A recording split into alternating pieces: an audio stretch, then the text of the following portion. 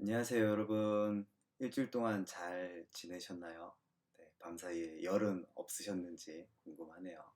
음, 저도 덕분에 잘 지냈고요.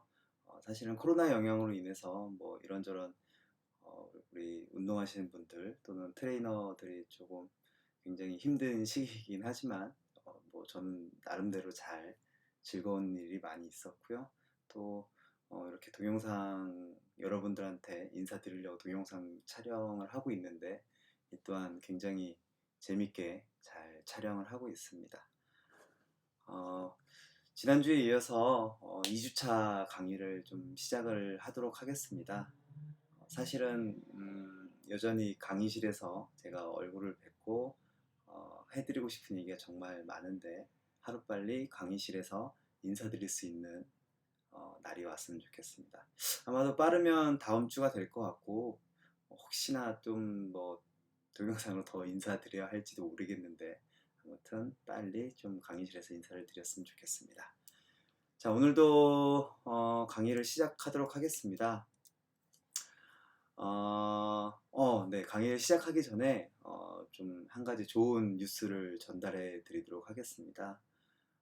현재 제가 일하는 회사와 저희 천안시 유소년 운동팀 몇 군데와 저희가 협력이 되어 있는데 저희 이 수업을 들으시는 학생들 중에서 그 중에서 조금 성적이 우수하시고 성실하시고 조금 제가 생각하는 만큼 잘 따라와 주신 분들한테는 저희랑 협력되어 있는 예를 들어서 천안시 수영연맹 수영팀 또는 천안 유소년 축구클럽 중학교 축구클럽 나름 중학교 축구클럽 중에서는 굉장히 시스템이 잘 갖춰진 곳입니다.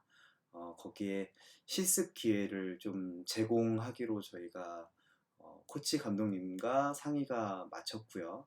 코치 감독님께서도 우리 또 우수한 학생들이 와서 도와준다고 하니 굉장히 또 좋아하시더라고요.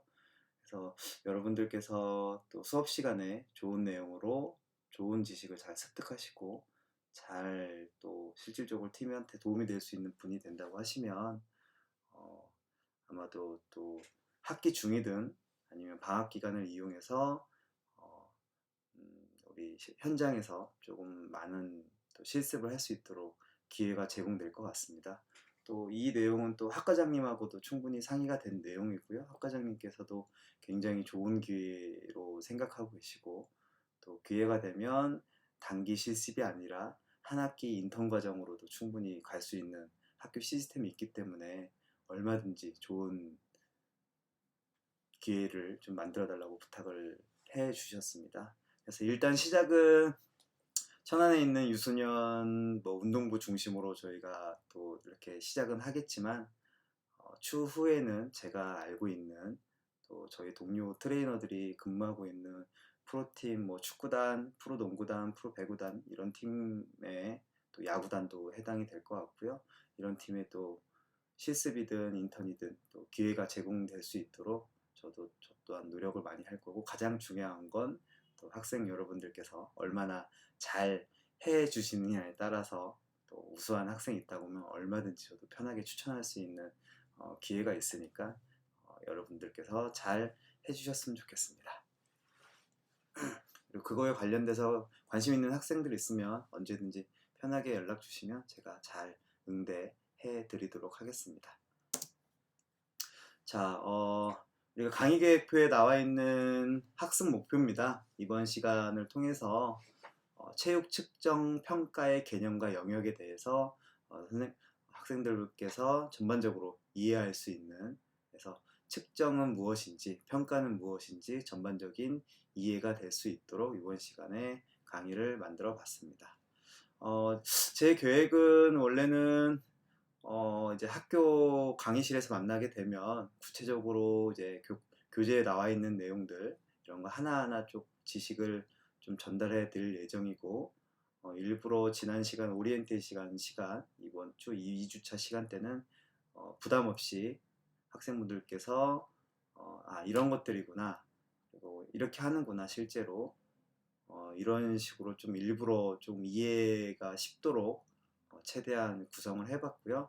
강의 시간이 되면 자세한 내용으로 좀 많이 안내를 해 드릴 예정입니다. 일단 이번 주까지는 최대한 가볍게 부담 없이 잘 이해해 주셨으면 좋겠습니다. 자, 지난 시간에 저희가 이제 수업 시간에 과제를 내드렸어요.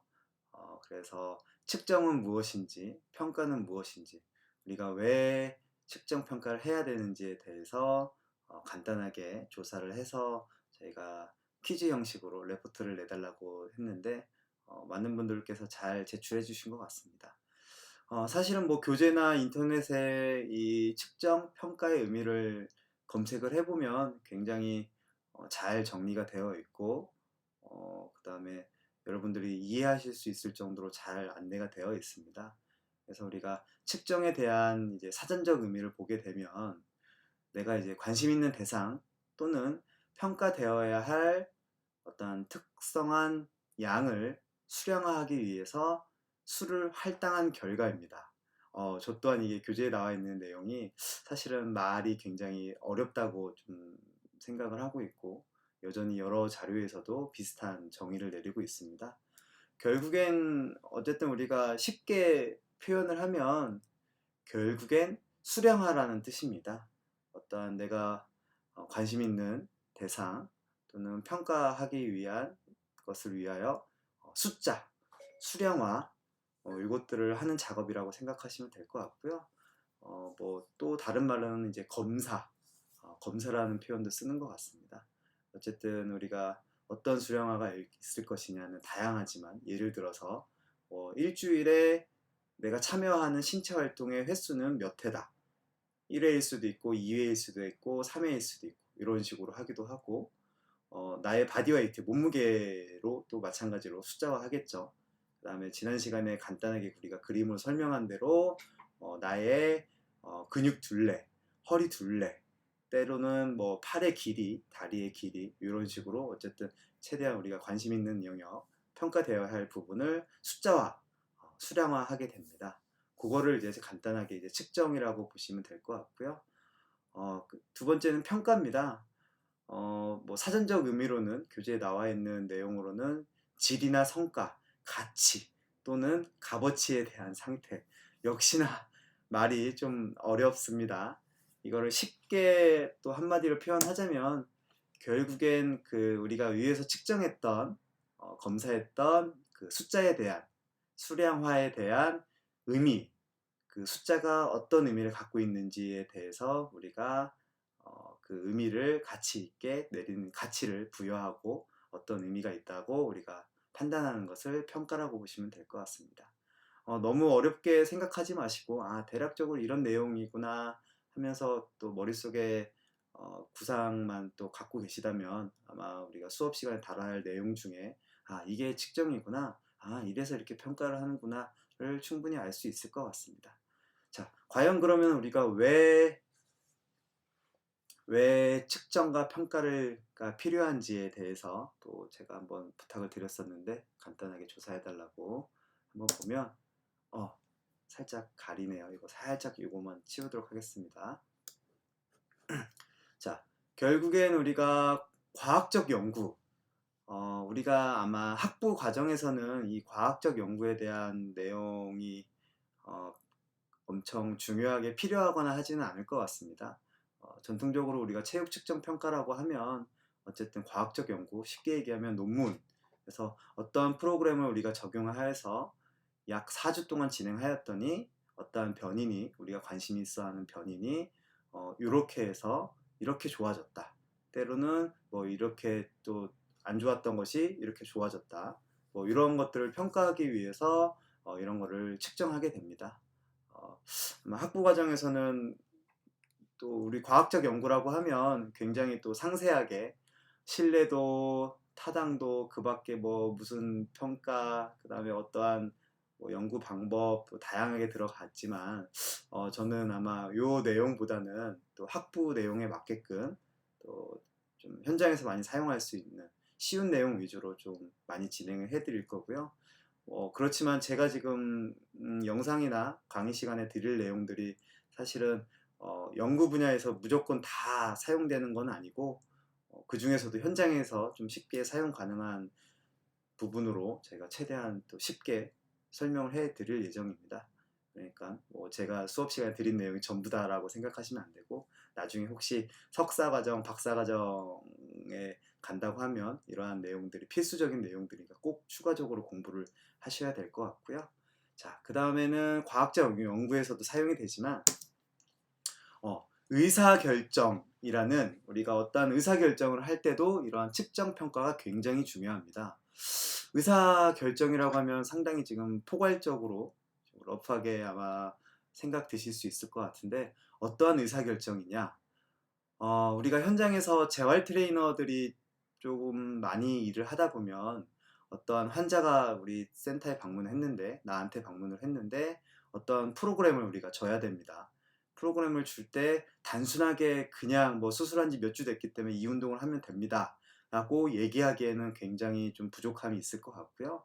예를 들어서 우리가 수술 후에 각도가, 관절 가동 범위가 충분히 회복되었는지, 또는 이제 안 아픈 부분에 비해서 수술 부위의 주변에 있는 근력이 굉장히 떨어져 있는지, 이런 것들을 측정하고 평가해서 어떠한 우리가 프로그램을 적용할 때, 처방할 때 의사결정이 되겠죠. 어떤 내가 무엇을 할 것인지에 대해서 어, 어, 근거로 삼기 위한 자료라고 보시면 될 것 같고요. 그래서 뭐 재활 트레이너들은 현장에서 주로 그러한 이제 환자가 처음에 방문했을 때 기록하는 것들이 될 수도 있을 것 같고, 실제로 제가 팀에서 근무할 때도 운동 선수들을 일주일에 한 번씩 꾸준하게 바디웨이트, 그러니까 즉 몸무게를 매일 일주일에 한 번씩 기록을 합니다.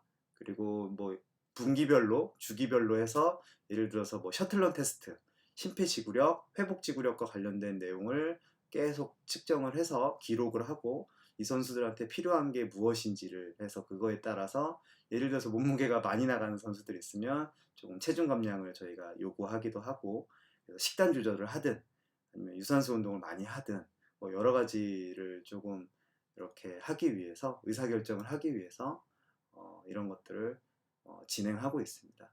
굉장히 현장에서도 많이 사용되고 있고 중요한 부분이기 때문에 이런 부분에 대해서 학생분들께서도 많이 조금 관심 있게, 의미 있게 공부를 하셨으면 좋겠습니다. 사실은 지금 요 슬라이드와 이 다음 슬라이드가 오늘 수업의 거의 메인이라고 보시면 될 것 같아요. 우리가 왜 측정을 해야 되는지, 평가는 왜 해야 되는지, 어떤 의미를 가졌는지, 그다음에 이러한 것들이 우리가 현장에서 어떻게 사용되는지를 잘 보시면 될 것 같습니다. 다음 슬라이드 가겠습니다. 네, 역시나 또 우리가 퀴즈의 시간이 왔습니다. 어쨌든 우리가 동영상 수업은 또 30분 정도로 가이드가 좀 나와 있기 때문에 30분 동안 또 지식적인 부분을 모두 전달하기에는 굉장히 힘듭니다. 그래서 여러분들께서 추가적으로 좀 더 간단하게 내용을 찾아서 지난 시간과 마찬가지로 저한테 메일 형식으로 보내주시면 출석 겸 제가 여러분들 얼마나 이 동영상을 통해서 간단하게, 그 다음에 다음 시간에 배워야 할 내용들이 무엇인지 잘 파악하고 있는지를 제가 평가해 드리도록 하겠습니다.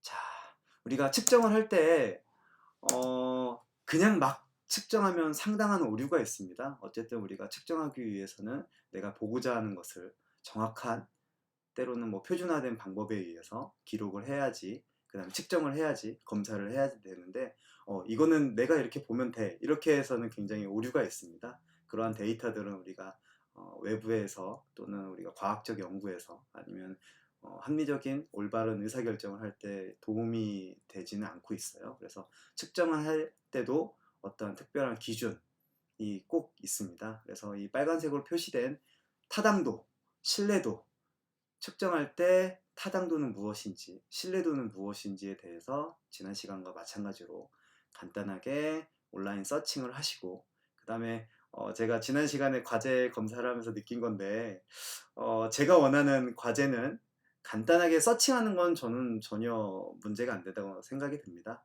교재 학생분들이 갖고 있는 교재에 나와 있는 내용을 그대로 쓰셔도 되고 간단하게 서칭을 해서 나와 있는 내용을 쓰셔도 되는데 어쨌든 한 번에 여러분들 생각으로 이렇게 하기는 어려우니까 단 정말 중요한 건 내가 교재에서 빌려오든 서칭을 해서 가져오든 그 내용만 그대로 쓰면 사실은 의미가 없습니다. 그래서 그 서칭된 내용, 또 교재에서 갖고 온 내용을 바탕으로 해서 예를 들어서 사전적 의미로는 타당도는 어떤 것이 있다. 뭐 표준화된 검사 방법이다. 이런 식으로 안내가 나와 있겠지만 그걸 가지고선 하단에는 밑에는 그래도 이러이러한 사전적 의미가 있는 것 같습니다. 나는 그래서 이거에 대해서 어떤 생각을 갖고 있고 이런 것 같습니다. 뭐 이런 자기 생각이 간단하게 꼭 들어가셨으면 좋겠습니다. 그게 의미 있는 과제지 않을까 싶어요. 그래서 그거에 대해서 또 어쨌든 자료를 출처를 밝혀주시고 갖고 오시고 교재에서 이렇게 나와 있었고 나는 이거에 대해서 이렇게 생각합니다. 자기 생각이 꼭 들어갔으면 좋겠습니다. 마찬가지로 평가할 때도 우리가 단순하게 어떤 그 앞에서 측정된 숫자를 가지고 내 생각대로 의미대로 평가를 하는 것이 아니라 어떠한 또 기준에 의해서 나는 이런 기준에 의해서 이렇게 평가를 했습니다. 나는 또 다른 이런 기준에 의해서 이런 식의 평가를 하고 있습니다. 라고 하기 위해서 또 여러 가지 또 이런 기준들이 있습니다. 그래서 측정할 때 어떤 것들이 중요한지 또 평가할 때 어떠한 평가 방법이 있는지 이 내용에 대해서 간단하게 또 퀴즈 이메일로 제출을 부탁드리도록 하겠습니다. 참고로 메일을 제출해 주실 땐 기간이 엄수입니다. 꼭 기간을 엄수해 주시면 좋겠고요. 우리가 9시 1분은 9시가 아닙니다. 우리가 제가 11시까지 다음날 11시까지 과제를 내드리면 꼭 11시까지 제출을 해주시길 바랍니다. 그 이후에 되는 것은 아무래도 기간을 어겼기 때문에 해당이 안 될 가능성이 큽니다. 네, 이제 본 내용을 좀 들어가 보도록 하겠습니다. 현재 지금 왼쪽에 있는 사진을 보시게 되면 지금 제가 일하는 곳에서 사용하고 있는 자료입니다.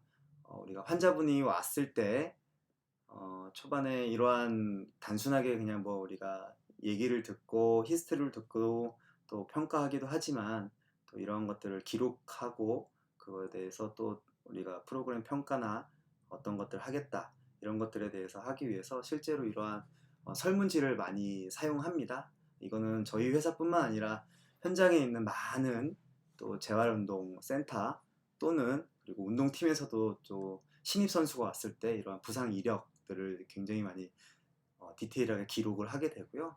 실제로 우리가 일반적으로 현장에서 가장 많이 사용하는 이러한 각도기, 뭐 고니오미터라고 얘기도 하기도 하고 이런 줄자를 이용해서 우리가 측정하기도 합니다. 그래서 아마 이 정도만 해도 여러분들이 실습 또는 인턴 또는 현장 이제 취업을 하셔서 많이 사용하는 것들이기 때문에 이 내용만 잘 숙지하셔도 굉장히 도움이 될 것 같아요. 실질적으로. 그래서 수업 시간에 아마 다음 시간에 이런 거 어떻게 측정하는지에 대해서 구체적인 방법에 대해서 조금 안내를 할 겁니다.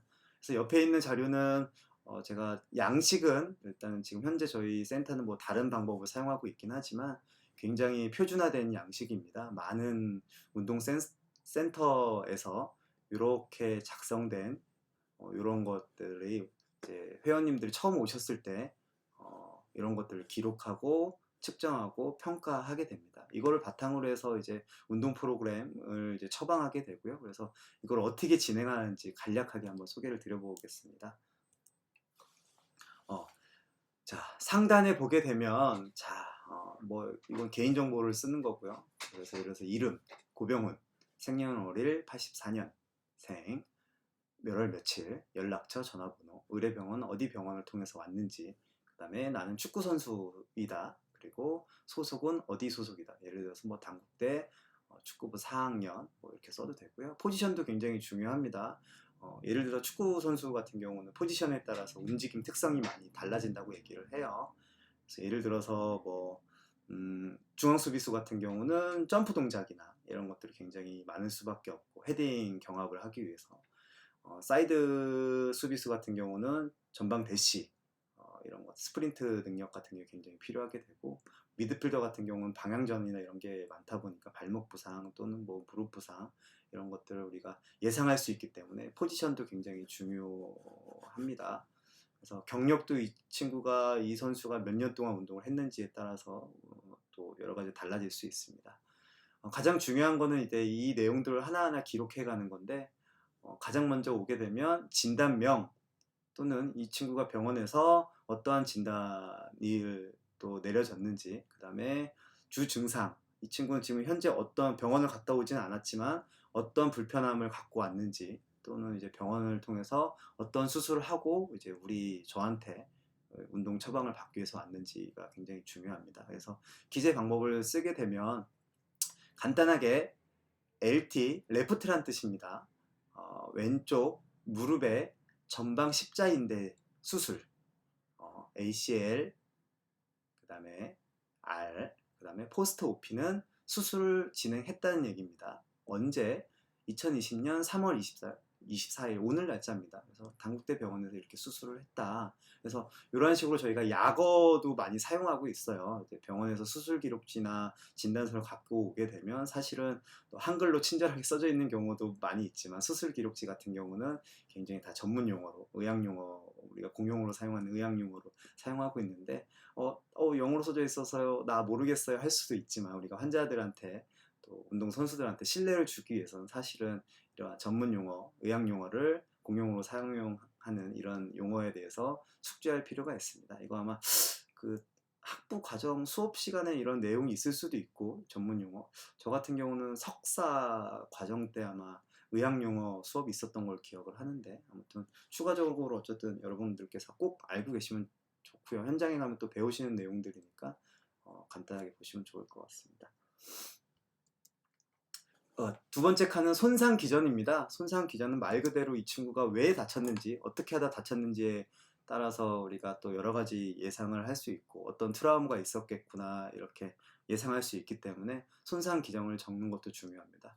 마찬가지로 하나의 제가 시나리오를 가지고 이렇게 쓰고 있는 건데 저는 뭐 고병훈이라는 운동 선수가 축구 선수가 좀 아까 왼쪽 전방 십자인대 수술을 하게 됐고 언제 어디서 하게 됐고 그 다음에 왜 다쳤는지는 축구 경기하고 나서 우리가 점프 후에 랜딩, 착지할 때 무릎 관절이 인터럴 로테이션, 내회전이 발생하면서 부상에 발생했다.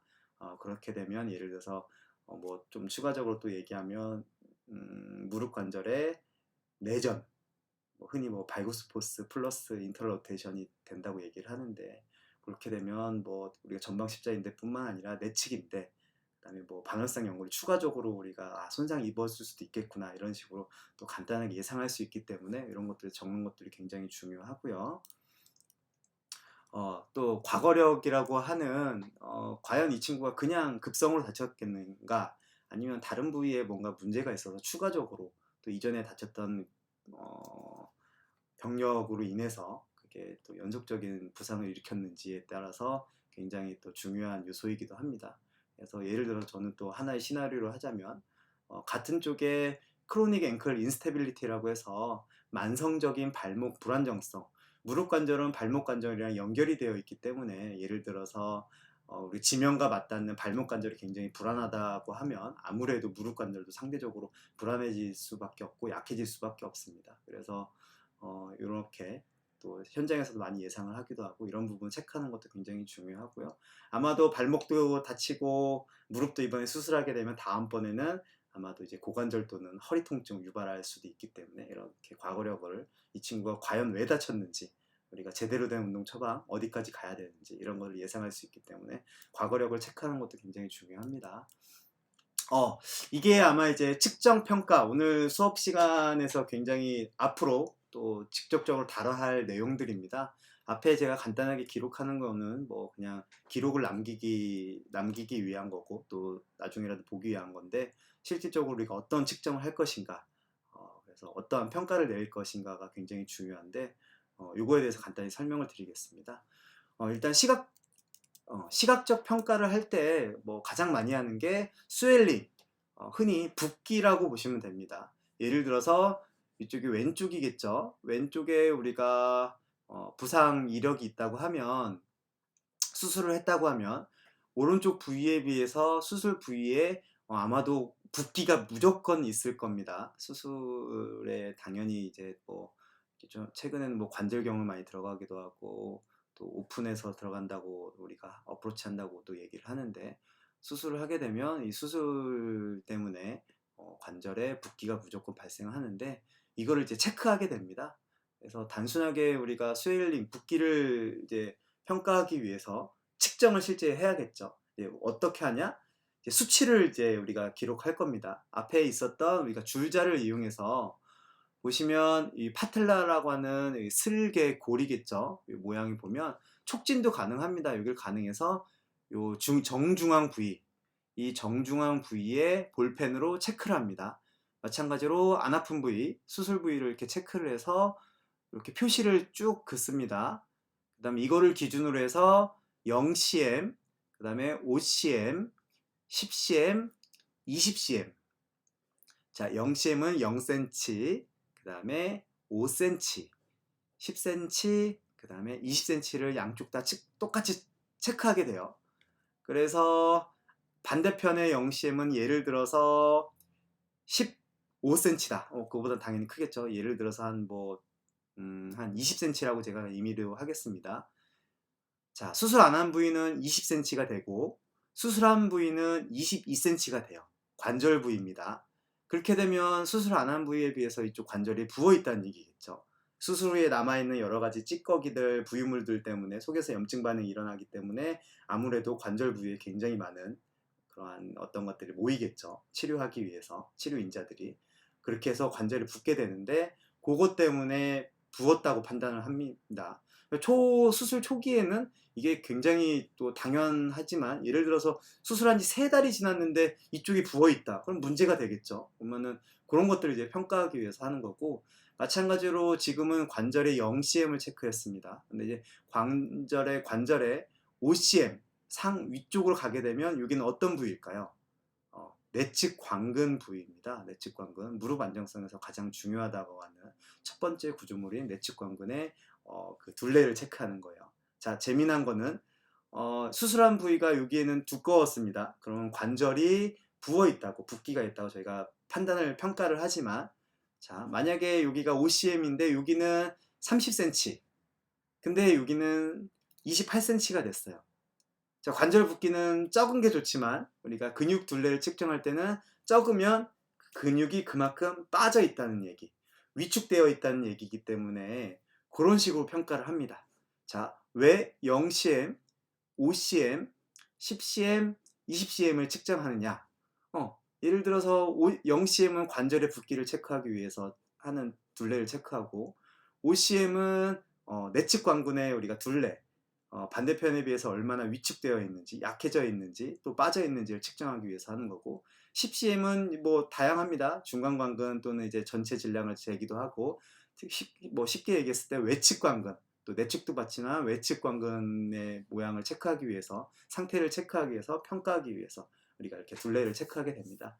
요 내용이 실질적으로 이제 우리 인체 계측과 관련돼서 우리가 길이를 재고 그 다음에 둘레를 체크하고 이런 내용들입니다. 그래서 이거는 앞으로 이제 수업 시간에 자세히 하나하나 각 부위, 예를 들어서 발목 부상을 당했을 때 둘레를 어디를 체크를 해야 되는지, 그 다음에 발목 부상과 관련돼서 근육이 빠졌다고 가정이 됐을 때 그걸 평가하기 위해서 어느 부위를 우리가 측정해야 되는지에 대해서는 인체 계측, 아마 다음 시간이나 다다음 시간에 우리가 계획되어 있는 것 같습니다. 그거는 이제 강의 계획표를 참고해 주시면 되고, 이렇게 해서 하나하나 좀 자세히 이제 들어갈 예정입니다. 오늘은 좀 러프하게 포괄적으로 실제 이런 식으로 사용이 되는구나. 그래서 앞에 우리 수업 초반에 오늘의 목표는 또 전반적인 이해를 하기 위해서, 돕기 위해서 하는 시간이, 설명하는 시간이기 때문에 이렇게 진행이 된다고 보면 됩니다.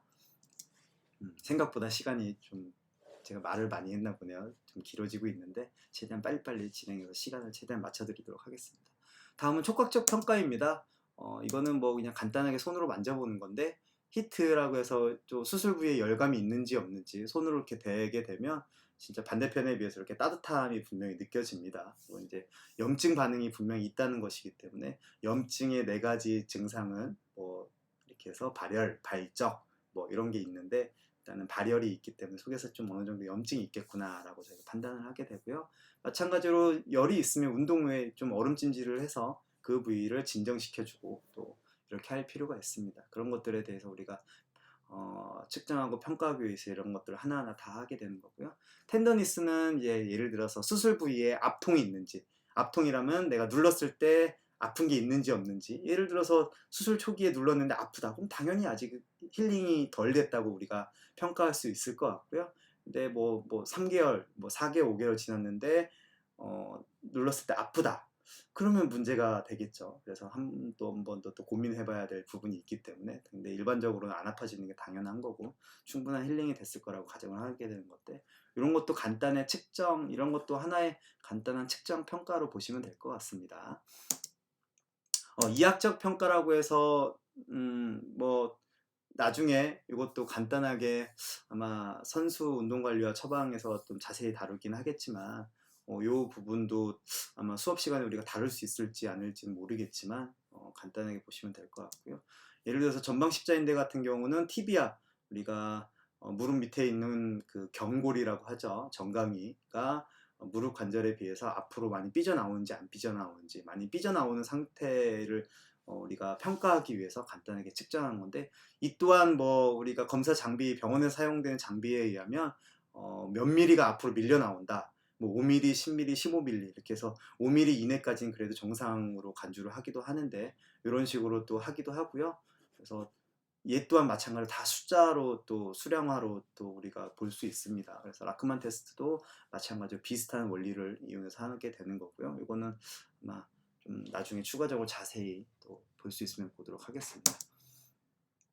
마찬가지로 앞에서 우리가 둘레 체크하고 길이를 재는 그거와 더불어서 다음 수업 시간 때 디테일하게 봐야 할 내용들입니다.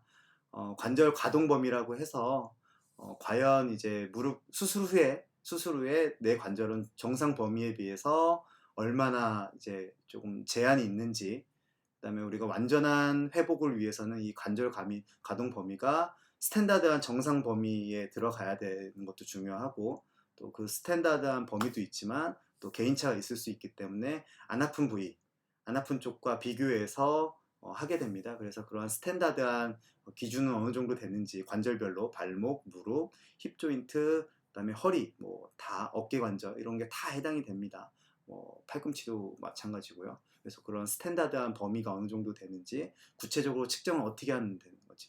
예를 들어서 이 대퇴골 라인이 되겠죠. 피머의 이 라인을 따라서, 그다음에 조금 이 사진은 정확성이 좀 떨어지는 것 같습니다. 조금 더 정확하게 돼야 되는데, 그래서 이 티비아 라인, 이렇게 조인트 라인을 중심으로 해서 가운데가 티비아와 피머 그 대퇴골 라인과 이 피머 티비아, 그쵸, 티비아 경골 라인을 또 해서 관절 가동 범위가 얼마나 풀 펴지는지, 익스텐션 되는지, 자 얼마나 펴지는지, 그 다음에 얼마나 굽혀지는지를 체크하게 됩니다.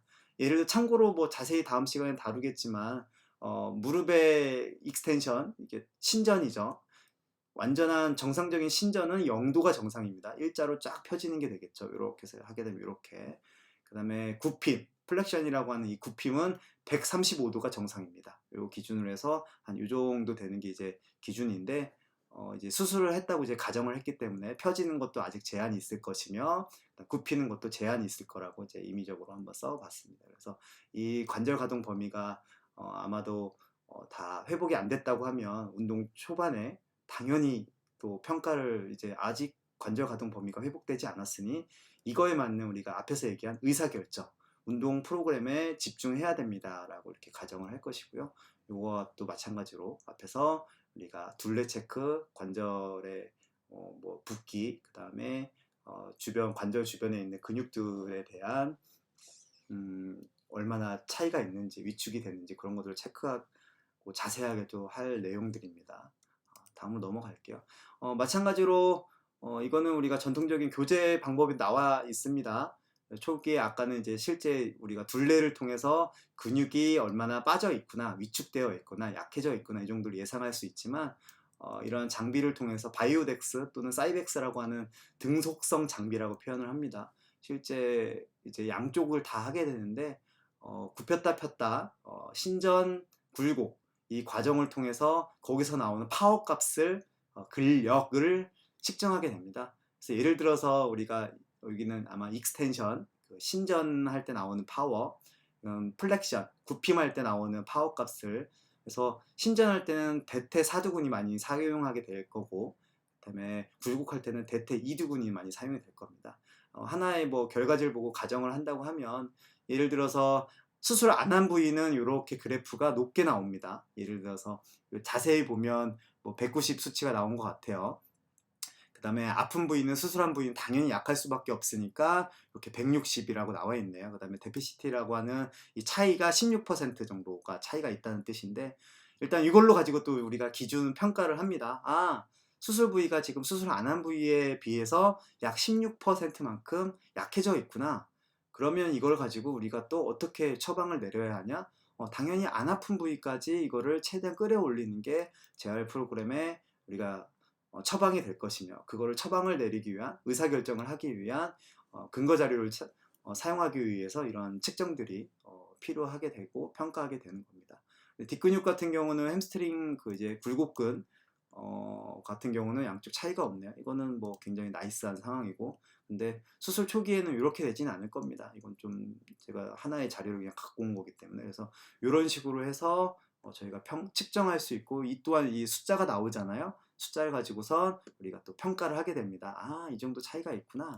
또 그 평가는 우리가 어떤 것을 하기 위해서 의사결정을 하기 위해서 우리가 이렇게 했더니 이런 걸 이렇게 하기 위해서 좀 더 우리가 운동 프로그램 어떤 운동 그냥 예를 들어서 뒷근육은 지금 굴곡근은 차이가 없으니 우리가 앞쪽 근력에 대해서 대퇴사두근에 대해서 굉장히 많은 우리가 그거를 하겠다 이런 식으로 우리가 할 수 있을 것 같아요.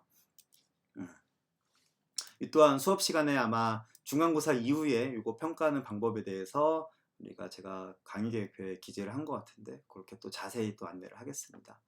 자, 그 다음에 운동 이걸 좀 치워야겠네요. 자, 결국엔 네, 운동 목표입니다.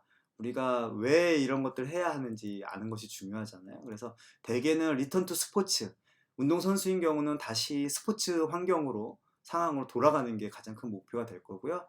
그 다음에 일반인 같은 경우는 리턴 투 ADLS, 이거는 또 마찬가지로 우리가 일상생활 중이라는 표현입니다. 약어입니다. 그래서 일상생활로 돌아가기 위한 운동을 하게 됩니다. 이런 것들을 목표로 해서 앞에 또 측정, 평가를 했고요. 가장 중요한 건 이제 의사결정이라고 하는 부분이겠죠. 결국엔 우리가 아까 말씀드린 대로 우리가 관절의 둘레를 체크해 봤더니 처음에는 그 전에 통증이 있어서 왔다. 우리가 압통 뭐 이런 것을 통해서 통증이 발생했기 때문에 우리가 나는 이 운동에 대해서 처방을 내리기 위해서 의사결정을 하기 위해서 나는 통증 컨트롤하는 것에 굉장히 중점을 두겠다 하면 페인 컨트롤을 하게 되는 거고 그 다음에 아까 측정한 대로 관절 범위가 아직은 완전하게 회복이 되지 않았다 하면 당연히 관절 가동 범위 운동을 하게 되는 거고요. 그 다음에 아까 측정을 해봤더니 양쪽에 차이가 좀 발생하더라. 그래서 나는 그거를 차이를 없애기 위해서 처방을 내리겠다. 의사결정을 내렸다 하기 위해서는 이런 스트렝스 초기 근력 강화 운동이 또 될 거고요. 마찬가지로 또 여러 가지 또 나중에 이제 수업 시간 후반부에 나오겠지만 우리가 단순하게 둘레만 체크하고 각도만 체크하고 이런 것이 아니라 근력만 체크하는 게 아니라 이제 밸런스 능력, 프로프리오셉티브라고 하는 이런 고유수용 감각에 대해서 책정하게 되는데 축구 선수가 밸런스 능력 없으면 또 넘어지고 하는 거잖아요. 그럼 또 재부상을 당하게 되고 그래서 그런 것들을 측정하는 예를 들어서 뭐 교재에 나와 있는 또 우리가 흔히 일반적으로 많이 하기도 하는 눈을 감고 한 발로 서고 아픈 부위와 안 아픈 부위를 예를 들어서 안 아픈 부위는 60초 동안 버틸 수 있었다고 하면 아픈 부위는 뭐 15초밖에 못 버텼다. 그럼 밸런스 운동을 또 우리가 많이 해야 되고 이런 식으로 전반적인 과정에 대해서 우리가 이런 것들을 하기 위해서 이런 측정 평가 오늘은 일단은 제가 보여드린 자료는 이제 일반적인 재활센터에서 우리가 하는 방법을 좀 많이 지금 간단하게 이런 식으로 진행이 되고 이것 때문에 우리가 하는 거다. 그다음에 이 측정, 이 수치를 통해서 우리가 어떤 평가, 안 아픈 부위에 비해서 이렇게 좀 안 좋구나. 그다음에 그거는 또 우리가 과학적 연구에는 지금은 아니지만 의사결정, 운동 처방을 내리기 위해서 이러한 우리가 둘레를 어떠한 우리가 관심 있는 대상에 대해서 이렇게 체크를 해봤더니 이런 차이가 발생했다. 그래서 이렇게 평가됐으니 우리 이걸 가지고 또 어떠한 의사결정, 운동 처방을 내리기 위해서 이렇게 하겠다. 이런 일련의 과정 때문에 꼭 필요하다고 보시면 될 것 같습니다.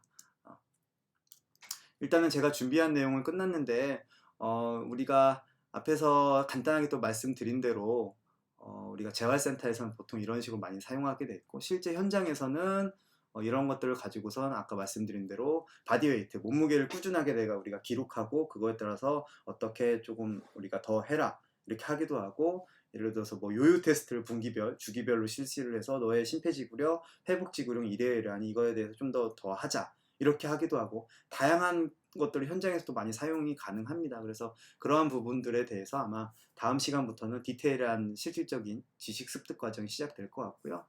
오늘은 이 정도만 살짝 한 7분 정도, 10분 정도 좀 살짝 오버가 된 것 같은데 제가 또 드리고 싶은 설명이 많다 보니까 그렇게 된 것 같고 앞에서 내렸던 이제 과제에 대해서 퀴즈에 대해서 지난 첫 시간만처럼 우리가 기간을 엄수해서 그 다음에 우리가 그냥 교재나 인터넷에서 이렇게 그냥 갖고 오지만 말고 그걸 가지고서 나도 이렇게 생각한다. 그래서 어떠한 질문이 됐든 아니면 나의 생각이 됐든 이런 것들이 필요한 것 같습니다. 이런 식으로 해서 간단하게 자기 생각을 꼭 첨부해 주시면 좋을 것 같습니다. 다음 시간에는 우리가 점점 디테일한 내용, 실제로 이제 교재에 나와 있는 내용을 가지고선 이제 우리가 하나하나 또 배워 가볼 예정입니다. 그래서 오늘 초반에 나와 있었던 우리가 이제 이번 시간은 체육 측정 평가의 개념과 영역, 우리가 어디서부터 어디까지 이렇게 왜 하는지, 그 다음에 측정 평가에 대한 전반적인 이해, 실제로 이것들이 이렇게 되는구나, 이렇게 진행되는구나, 그래서 이것들은 이렇게 되는구나, 이러한 이해를 전반적으로 하지 않으셨을까, 되지 않으셨을까 싶은 생각이 들고요.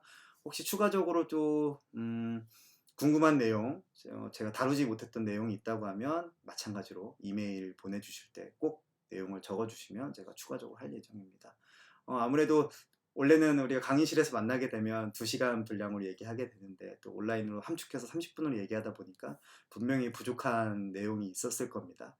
그래서 앞으로 그런 내용에 대해서 강의실에서 만나게 되면 자세하게 또 여러분들하고 또 함께 지식 습득의 과정을 통할 거니까 또 과제 일단 잘 제출해 주시고 추가적인 질문 있으면 바로 메일로 보내주시면 잘 응답해 드리도록 하겠습니다. 오늘도 고생 많으셨고요. 다음 주에는 꼭 강의실에서 뵐 수 있었으면 좋겠습니다. 수고하셨습니다. 다음 주에 뵙겠습니다.